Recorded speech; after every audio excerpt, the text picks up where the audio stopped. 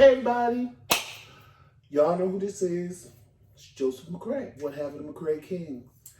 And today, since I promised you all, I am going to make my famous Peach Cobbler. As you see, very minimal ingredients. You have your self-rising flour, you have canned peaches, you have some sugar, some cinnamon, and I forgot the nutmeg, so sue me. Well, you need nutmeg too. I forgot to get the nutmeg. My bad, my fault, I'm sorry. But it's just a sprinkle on top. So some people I know don't like nutmeg and they ask me not to put it. As long as you have the cinnamon, you good. The nutmeg just gives it a little nuttier flavor. But you can make it without nutmeg. I've made it without nutmeg a couple of times because I'm really not a nutmeg fan myself. So I'll just use the cinnamon. And I'm going to make it in a small pan because y'all know my husband is diabetic. And if I make it in a bigger size pan, he'll eat the whole thing. The size pan you actually can use is a 13 by 9 or 9 by 13, however this goes. But this is the size pan that the recipe will make. I'm going to give you the full ingredients in the description box down below. But I'm going to modify it for this little pan right here. Because like I said, if I make a pan this size, Tramel is going to eat the whole damn thing by herself. I'm not a real sweet person. Now you give me food, I'll eat all of it. Sweets and cookies and cakes and stuff like that, I'll eat a piece here or there, but that's it, then I'm done. Tramel will eat the whole goddamn Peach Cobbler by himself in one day. And he brought some vanilla ice cream to go with it too. So, that's not a good thing. So the first thing you're gonna do is, I'm gonna give you both directions. So again, I'm modifying this because I'm using a smaller pan, but normally I use the bigger 9 by 13 pan, a bigger pan. When I'm making it for a party or something, I use the bigger pan, but because it's just me and him, I'm using this one. Normally this would be an entire stick of butter, but since, again, I'm modifying it, I'm just using a half a stick of butter. So those of you that may make a small pan like this for yourself, you can follow this recipe exactly, or you can go in the description box if you want to make it bigger for a party and follow the actual ingredients, the sizes that they should be. But you're gonna either I'm gonna use a half a stick of butter, but normally it's a whole stick of butter. Put it in your pan and then put your pan in the oven. Now my oven is on, it's already at 350 because the oven is gonna be on 350. Put it in a pan, let the butter melt. Of course, keep an eye on it. You don't want your butter to scorch and burn because then you'll have to do it all over again. So just put this in, let the butter melt in the pan, and I'm gonna put that in and I'll be right back.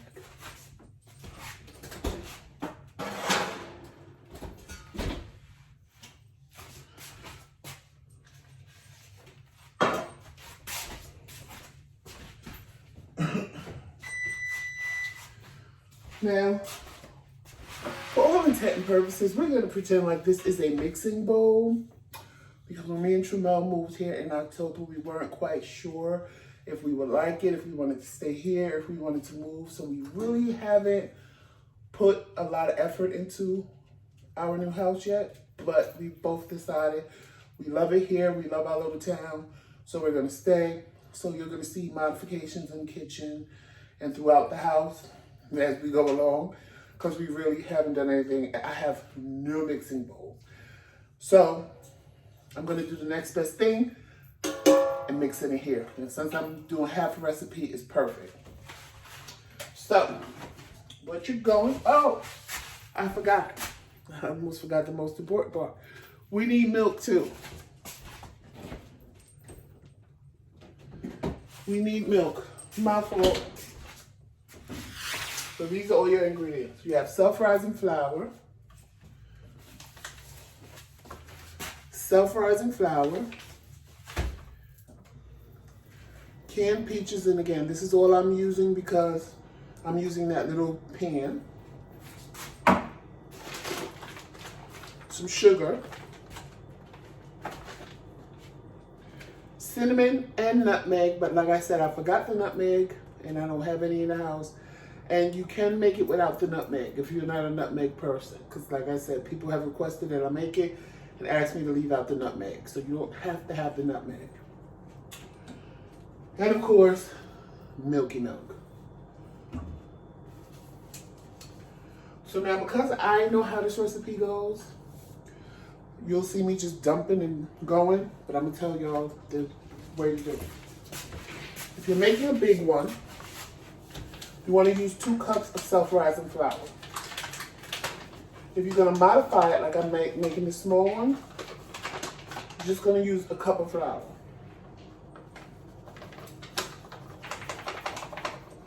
A cup and a half.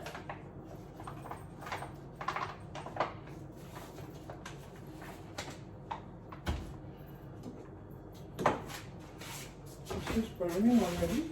No, not yet.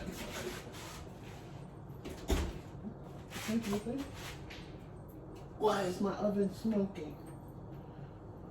I don't know. Hold on, y'all. My fault. All right. So, sugar. You want to either use, if you're doing a small version, a cup of sugar. If you're doing a large version, 2 cups of sugar. So your flour and your sugar should be equal. If you use a cup of flour, a cup and a half of flour, cup and a half, a cup and a half, or 2 cups of flour, or 2 cups of sugar. So your sugar and your flour should be equal.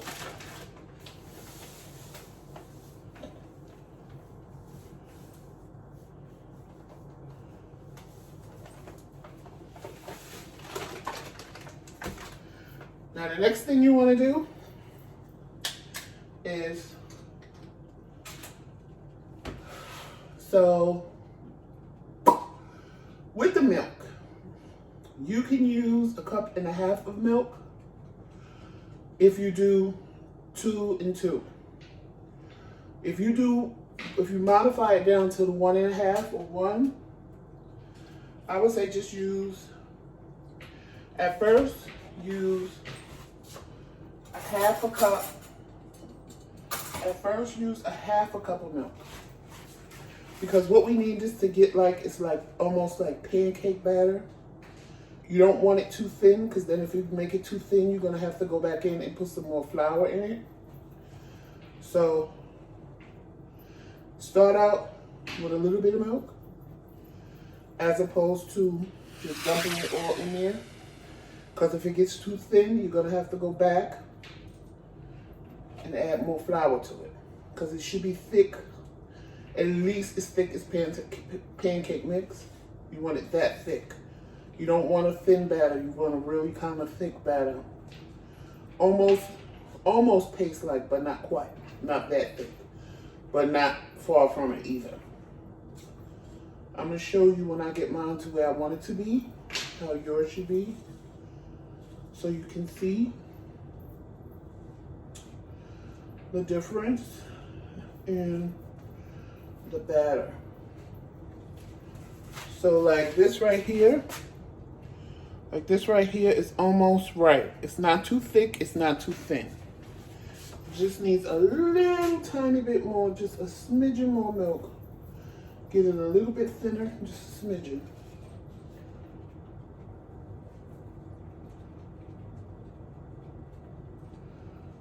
I mean, if you put too much milk, like I said, you could always go back and just add in more flour. It ain't gonna kill you, it ain't gonna hurt nothing. You just go in and add more flour, that's all. And get it back to the thickness that it needs to be. It won't hurt, it won't mess nothing up. This is a very simple recipe that you can't go wrong with. I've taught people who didn't even know how to bake a thing. I helped them make this and it came out banging. Because it's not something you can mess up. I need a spoon to get on the sides and get all the flour off the edges of this. So technically it should be like cake batter almost. See how it is? It's not that thin. It's not that thin. And it's not that thick. It's like in between.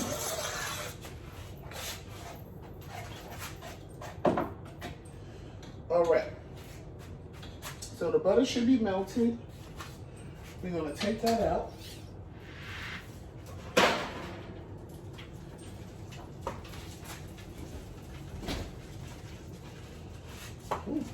As you see, it's just melted butter in the pan. And you can mix it around. Like I still have like a little chunk of butter in there, very small. It's melting as I move it around in the butter. And it gets hot, more hot with the butter. All right, now it's all liquid butter. So now what we are going to do is we are going to, let me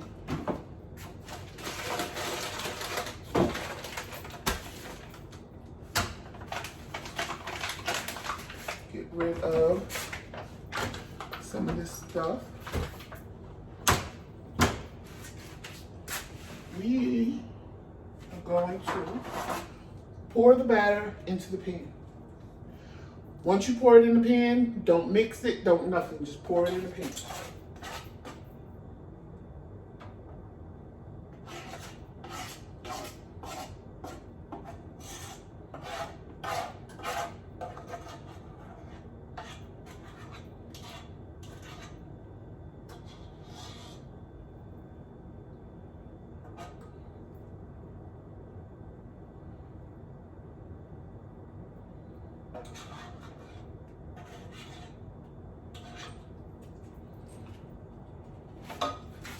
So now you have your batter in the pan. I'm sorry, y'all. I clean as I go when I cook. I like clean as I go. I can't stand cooking and having a whole sink full of dishes when I'm done. I ain't gonna wash this right now because y'all on the live. I'm not gonna wash this while y'all on the live. So now what you're gonna do is, again, if this was a whole pan, if this was a full-size pan, I'd probably be using 4 cans of this or 2 of the bigger cans. So what we're going to do is open our peaches, and I put my spoon in the sink. Good, you dummy. Hold on, y'all. Now I have to wash the spoon.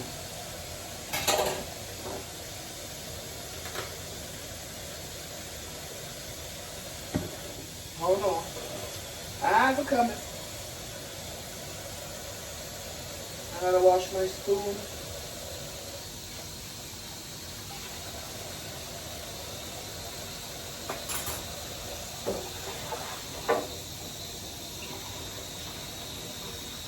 I told y'all I'm anal. I just never see the reason to come to the sink and wash one thing and not wash whatever else is in there that needs to be washed. So, y'all are going to see how anal I am when it comes to cooking. I can't help it. That's why I can't be in the kitchen when Tremel cooks. Because he drives me insane when he cooks. His food be good as hell. It's just how he cooks that it annoys me. He says that I'm being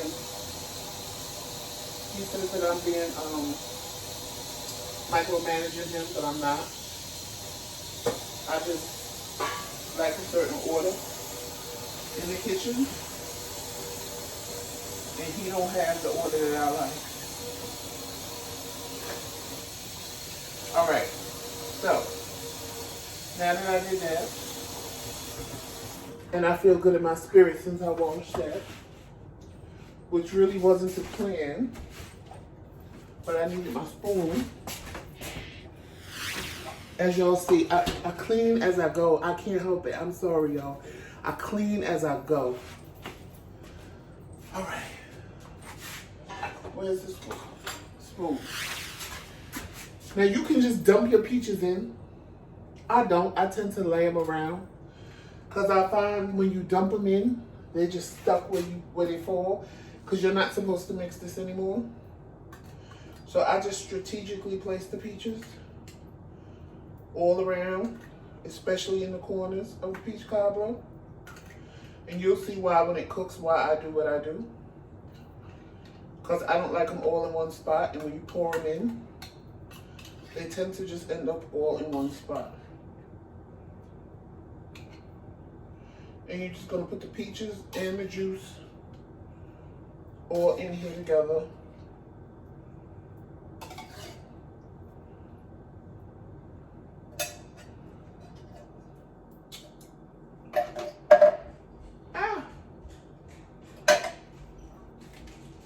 Now what I tend to do is not put the whole can. I'll put the peaches, but I don't put all the juice because this tends to rise up and mess up the bottom of the stove. So if I think it's gonna rise up, I'll put a pan like this with a little bit of water, this longer flat pan, like a cookie sheet underneath it, so that it doesn't mess up the oven, because it will sometimes bubble over if you put too much juice and peaches.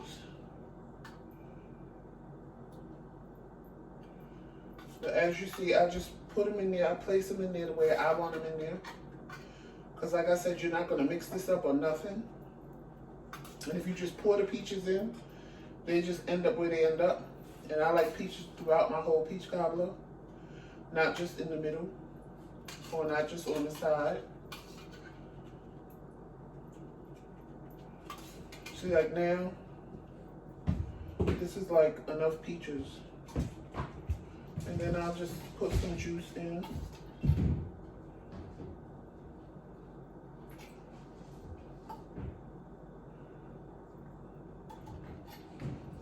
I'll just put some juice in. There. I'm gonna freeze those a little bit. I love frozen peaches in the can.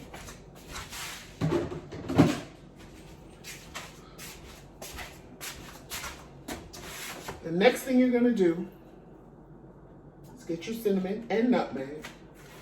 If you decide to use the nutmeg, and sprinkle it, just sprinkle it right on top till the whole thing is covered.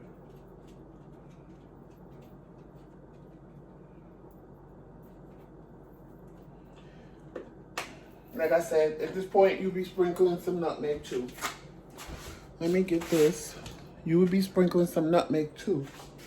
But because, so this is what your finished product should look like when it goes into the oven.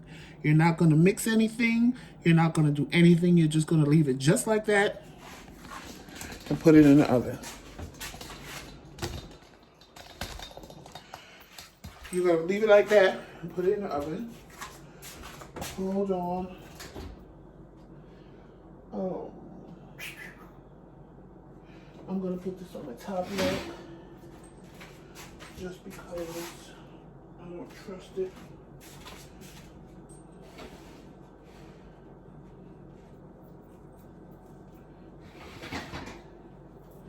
Put that on the top rack.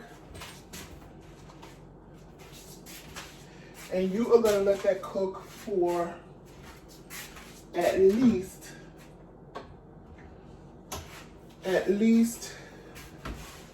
30 to 35 minutes, I would say.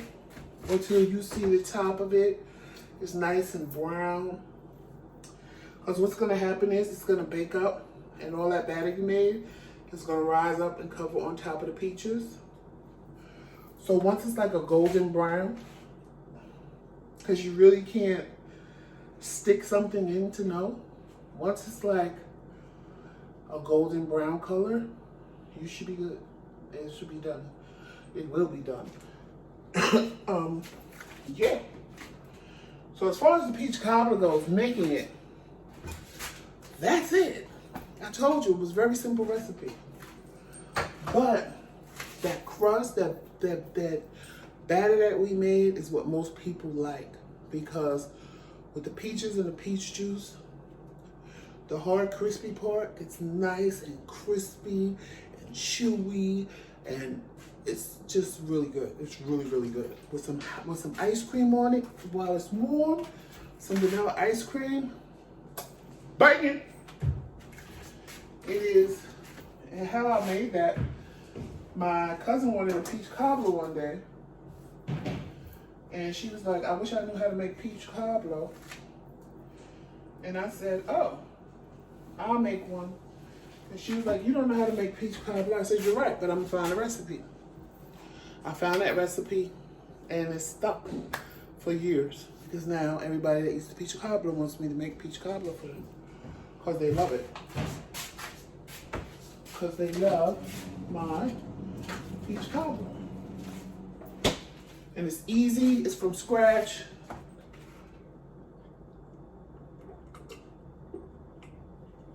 Even though somebody told me I cheat because I used, they told me I cheated because I used self-rising flour. I tried to make it one day and put my own salt and baking powder or baking soda, and it rose about that high. It wasn't bad, but it wasn't as good as I know I could make it. So I stick with what the recipe calls for, and it's hard. Something like nowadays, it's really hard. What happened to Aunt Jemima flour? Like, I can't find it nowhere. And I'm like, because that's the one I used to use. So now it's like hard for me to find self-rising flour. So when I do, I hold on to it and use all-purpose flour for everything, and use my self-rising flour for peach cobbler or something I want to bake, like biscuits and stuff like that. They'll rise on their own. You ain't gotta. I'm not a measurer. I'm not a baker. I can cook you all night, all day long, all night long. I can cook for you, but baking is not my thing. I'm not one to stand there. I don't want to measure nothing. You see, I didn't even measure that. It's because I know how to make it. I know I've been doing it for so long that I more or less know what it is and what I need and how to do it. So I don't measure. In the beginning, I measured it, but then when I realized, well, the consistency should be this, and it should be that, and blah, blah, blah, blah. Or if I make a big one, or if I'm making two big ones at once, I'll measure it out so that it's even. But that little one, I didn't need to measure that out. And like I said in the description box, I'll put both ways. I'll put the ingredients for a small one, and I'll put the ingredients for a bigger one, just so you have it. So like if you want to make it for some friends, well, once this quarantine is over, if you want to make it for some friends, I'll give you a recipe for the full size. If you want to just make it for yourself, I'll give you a recipe to make a small one like that. And you can even, once you see the consistency of what the batter should be, you can always even make it smaller. So like if you wanted to make like, I made it one day for a church because the men had a bake sale, and I made it for church for the bake sale. And I made actually little mini peach cobbler cupcakes. Like, they tore those things up. They were gone in like 5 minutes. With that, I just used muffin pans.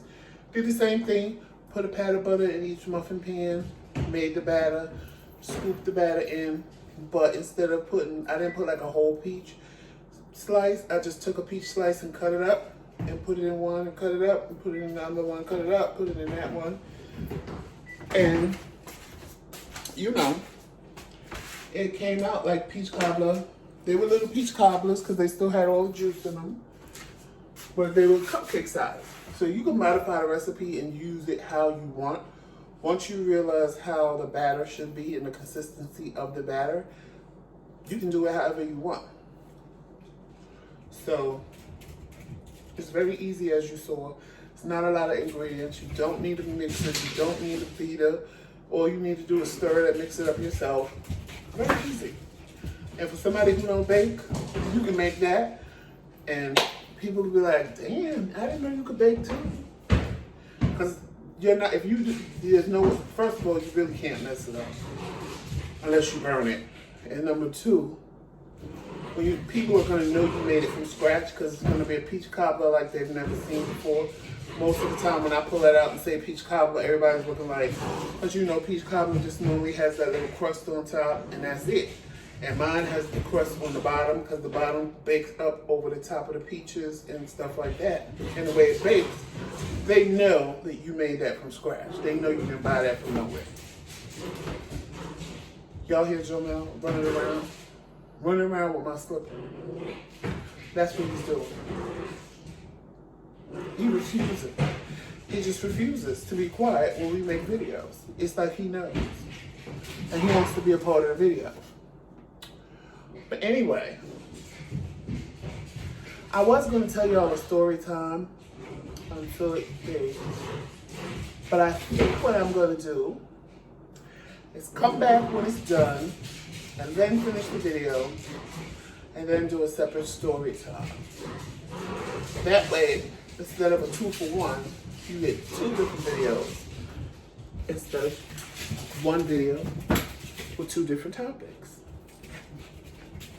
So, pause for the cause, because I'm going to be back and show you what the finished product is. But right now, I'm going to go chill out for the next 35-40 minutes till it's done. It'll probably be done sooner than that because the bigger one takes 30 to 45 minutes. This one will probably be a little less. But nonetheless, I'll be back to show you what it looks like. And sit tight, hold on, because my house is about to smell delicious. See you in a minute. Yep. Okay, everybody, here is the finished product. This is what your finished product is supposed to look like. As you see, the dough you put on the bottom rolls up over the top, over all the peaches.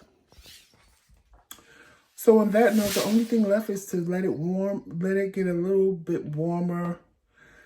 Get you some ice cream, get you a scoop and scoop some out, put some vanilla ice cream on top, and mwah, it is the best. But on that note, make sure you like, subscribe, and share our videos. Make sure that you comment in the comment section. The instructions, like I said earlier, will be in the description box. And yeah, I told you guys I'd make the peach cobbler for you. And there you have it.